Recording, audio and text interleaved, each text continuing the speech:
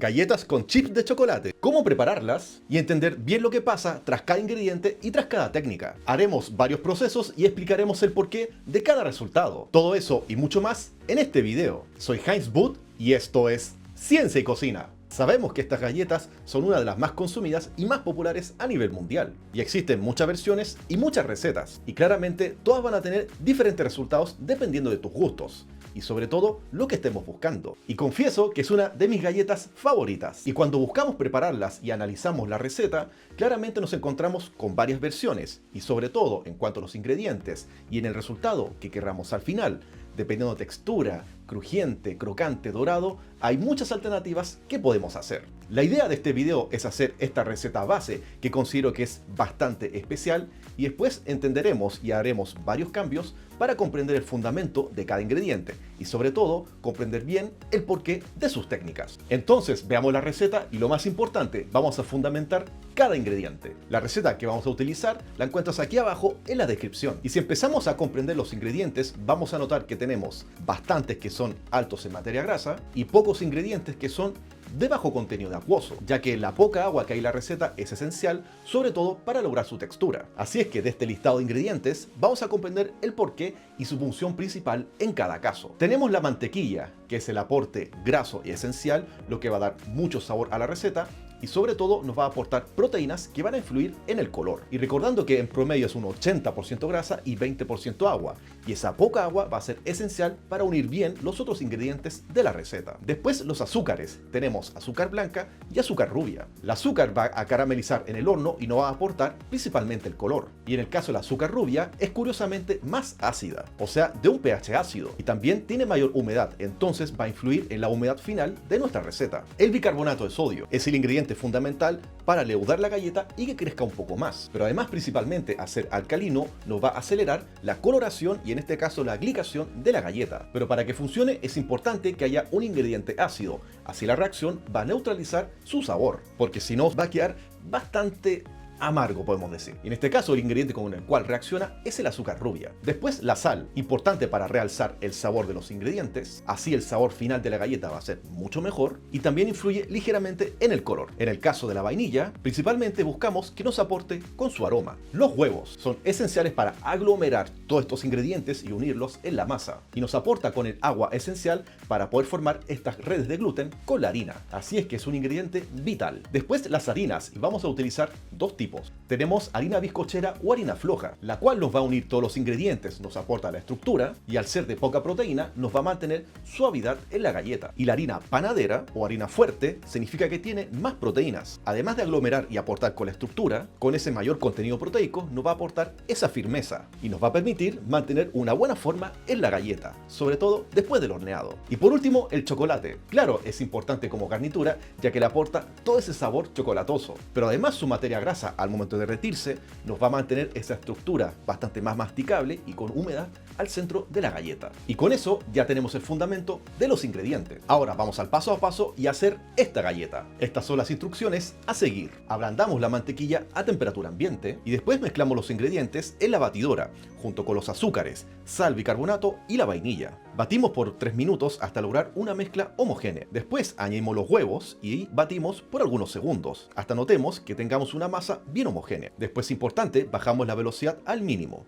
y añadimos las harinas que deben estar tamizadas. Y una vez esté todo bien mezclado, añadimos por último el chocolate, que pueden ser chips de chocolate, chocolate en trozos, medallones o en gotas. Es a gusto, pero ideal que sean trozos pequeños para que estén bien repartidos por toda la masa. Una vez todo bien mezclado, vamos a porcionar en esferas de 80 a 100 gramos. Importante pesarlas, de esa manera vamos a conseguir una producción bien pareja. Una vez armadas las esferas, vamos a refrigerarlas por al menos 2 horas. Este es un paso importante que después te voy a fundamentar. Después del reposo, colocamos en bandeja con papel mantequilla o papel sulfurizado. Las separamos bien y lo colocamos en un horno precalentado. Va a ser a 180 grados por un intervalo entre 12 a 14 minutos. Los tiempos pueden variar dependiendo de tu horno. Una vez notemos que tengan buen dorado, las retiramos y dejamos enfriar. Y ya las tenemos listas. Y ahora lo más importante, vamos a analizarlas. Vamos a hacer el análisis y entender por qué quedó de esta manera. Cuando salen del horno y se enfrían, notamos que mantienen una forma bastante pareja. Y notamos el color, que recordemos que es producto del azúcar,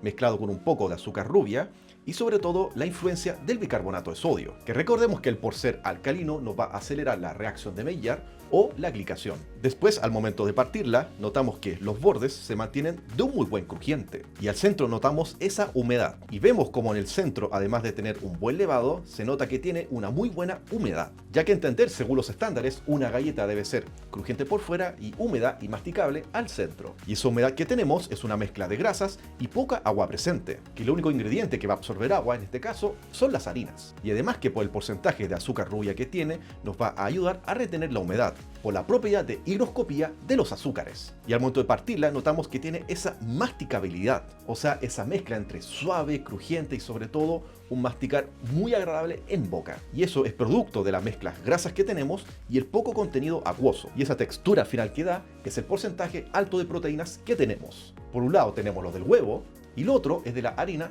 panadera. Así es que considero que es una galleta bastante equilibrada y muy pareja en sus texturas, colores y sabores. Por eso esta es mi receta preferida, ya que contiene todos esos conceptos y sobre todo resultados que buscamos en una buena galleta. Ahora claro, todos tenemos gustos diferentes. La queremos más crujiente, más húmeda, más plana. Bueno, ¿qué tal si hacemos algunos reemplazos de ingredientes y entendemos el por qué? Nuestro primer reemplazo va a ser tomar la mantequilla y reemplazarla por margarina. O sea, esta mezcla de grasas o aceites vegetales. Para eso hacemos los mismos pasos y pesos anteriores de la receta, solo que reemplazaremos la materia grasa por la margarina. Hacemos las esferas, damos los reposos y luego horneamos. Y al momento de enfriarlas, aquí las tenemos. Notamos que la galleta se ve ligeramente más pálida, simplemente porque la margarina no tiene proteínas y estas influyen en el color. Otro punto importante es que se ven bastante más húmedas al momento de partirlas, ya que dependiendo de la marca de la margarina, puede que tenga un mayor porcentaje de agua, que va desde un 60% hasta un mínimo de un 10%. Así que depende de cuánta agua tenga la margarina, va a ser el resultado final en cuanto a la humedad de la galleta. Por eso, al momento de morder la galleta, vamos a notar que va a ser bastante más masticable. Y por último, tenemos una ligera disminución en el sabor, ya que sabemos que las grasas animales aportan con bastantes notas aromáticas y esos componentes que le van a dar un sabor superior. Y si usamos margarina, vamos a notar un sabor algo más plano, que claramente podemos aprovechar si queremos añadir más ingredientes a nuestra galleta. Pero en sí, el sabor de la masa en general va a ser un poco más bajo. Vamos con el siguiente ingrediente. ¿Qué pasa si en la galleta solamente usamos azúcar blanca? Veamos, hacemos exactamente el mismo procedimiento, solo que vamos a añadir únicamente azúcar blanca. Después de mezclar, hacer nuestras esferas, reposar, hornear y enfriar, acá vemos el resultado. Vamos a notar que se ven bastante más doradas. Eso simplemente por tener mayor cantidad de azúcar, en este caso blanco, nos va a permitir una mejor reacción de caramelización. Vamos a notar que están bastante más crujientes e inclusive al centro vamos a notar que tienen menor humedad. Se va a sentir más seca y una vez más, bordes mucho más secos y crujientes. Simplemente porque el azúcar blanca es bastante más seca. Y claro, es igual de higroscópica, pero al momento de añadirla a la masa, va a absorber bastante de la humedad que hay en su alrededor y dentro del horno se va a evaporar. Por eso vamos a notar que nuestra galleta, como dije anteriormente, más seca y más crujiente. Claramente te puede gustar de esa manera. Ahora reemplacemos la totalidad por azúcar rubia. Mismas instrucciones anteriores, la totalidad va a ser azúcar rubia, que hay muchas variedades y dependiendo de la humedad que contengan, va a ser el resultado final de la galleta. Y después de ser horneadas y enfriadas, aquí las tenemos. ¿Qué notamos? Podemos ver que tenemos tonos algo más disparejos, o sea, algunas zonas blancas y otras se ven un poco más doradas. Lo notorio lo notamos al interior. Al momento de partirla, vamos a ver que se parte con un poco de más facilidad. Mantiene más estructura, o sea, es bastante más húmeda. Recordando que el azúcar rubia o otros tipos como mascabado o morena van a tener mayor humedad al interior. Y eso es principalmente producto de las melazas que son añadidas a este azúcar. Nos retiene mucha humedad, o sea, mayor higroscopía. Por eso este es el resultado de la galleta. Y por ende, al tener mayor humedad, vamos a notar menos crujiente, tanto en sus bordes como al interior. Y obviamente estas azúcares nos dan un sabor más interesante. Y una vez más, la textura y sabor final es cosa de gustos. Vamos ahora con el último reemplazo. ¿Recuerdas que te dije que íbamos a usar dos tipos de harina, panadera y bizcochera? ¿Qué pasa si la reemplazamos en su totalidad por harina bizcochera? O sea, una harina floja, baja en proteína. Veamos, hacemos los mismos pasos y procedimiento, y luego de mezclar todos los ingredientes, añadimos la harina tamizada. Dejamos en reposo, horneamos, y una vez frías, aquí las tenemos. ¿Qué podemos notar? Vamos a ver que tienen diversas formas.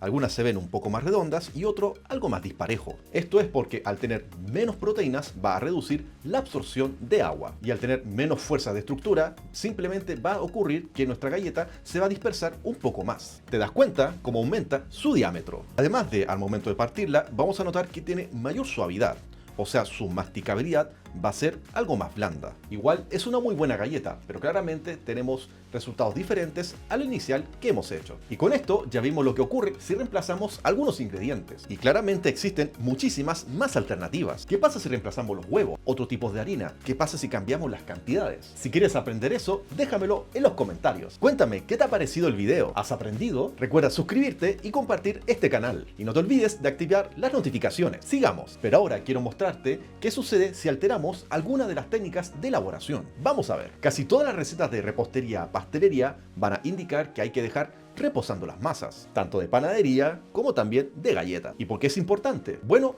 vamos a experimentar. Vamos a hacer exactamente la misma receta inicial, respetando los pesos y los procesos. Solo que una vez al tener la masa y después de formar las esferas, unas las vamos a hornear inmediatamente, o sea, sin reposo. Otras las dejaremos reposando las 2 horas, que es el estándar de la receta, y las últimas vamos a dejarlas reposando 24 horas. Vamos horneando en cada caso, y aquí tenemos los resultados. ¿Qué notamos con las galletas que fueron horneadas sin reposo? Vamos a ver que algunas se deforman un poco, otras mantienen un poco su estructura, pero en general y por porcentaje vamos a notar que se deforman bastante, y además que se expanden mucho más, o sea, su diámetro es superior. ¿Y por qué ocurre esto? Recordemos que tenemos materia grasa, en este caso la mantequilla, ya que al momento de batirla, esta se va a fundir. Significa que está bastante más blanda, y sabemos que si le damos un golpe frío, claramente va a solidificar. Pero si la colocamos directamente al horno, funde bastante más rápido.